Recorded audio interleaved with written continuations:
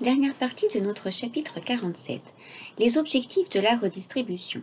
C'est donc d'atténuer les inégalités entre les ménages les plus pauvres et les plus aisés, entre les riches et les pauvres, tout simplement.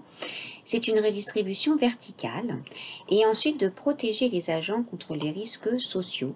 La redistribution horizontale, en fait, c'est quand vous avez un risque qui vous tombe dessus, même quand vous êtes aisé, vous pouvez avoir un cancer, par exemple. À ce moment-là, l'assurance maladie va venir en aide, va vous venir en aide. Donc les pouvoirs publics, de quoi disposent-ils? Eh bien, en fait, tout simplement, il faut qu'ils trouvent de l'argent. Avec les prélèvements obligatoires, un peu cotisation sociale, donc ils vont faire des prélèvements, ensuite ils vont faire les transferts sociaux, donc verser l'argent. Ils vont également, grâce aux prélèvements obligatoires, avoir de l'argent pour faire des services publics, intervenir sur les marchés des biens et des services et aussi sur le marché du travail en créant des emplois aidés, par exemple. Et enfin, donc le dernier tableau à remplir, donc les pensions de retraite, les pensions de reversion, la prise en charge de la dépendance, les personnes qui ne peuvent plus vivre tout seules, donc ça c'est le risque vieillesse-survie.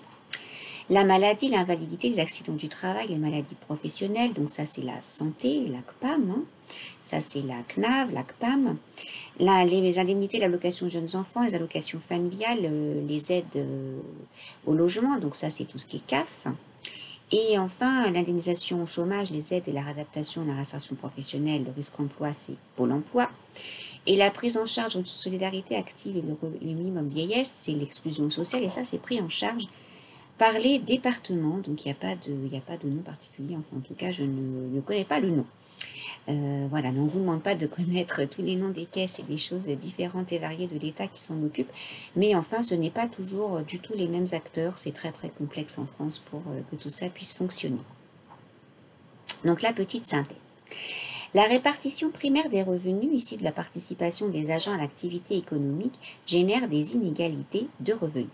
L'État et les pouvoirs publics, garants de la justice sociale, interviennent en mettant en place des mécanismes de redistribution.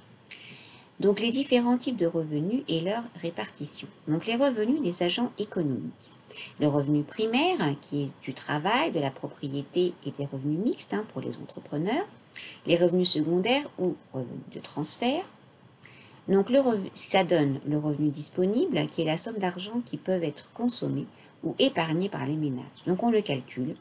Revenu primaire plus revenu de transfert, moins les prélèvements obligatoires, ça donne le revenu disponible.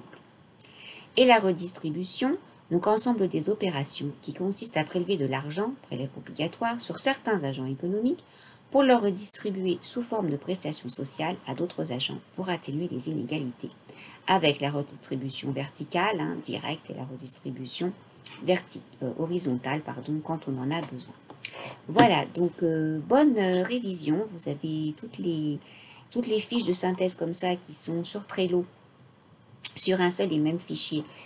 Alors, le programme terminal est en couleur, mais le reste est malheureusement resté en noir et blanc parce que je n'ai pas tout refait les captures d'écran. Voilà, donc je vous souhaite de bonnes révisions et puis bonne chance pour l'écrit si jamais vous passez l'écrit. Voilà, au revoir.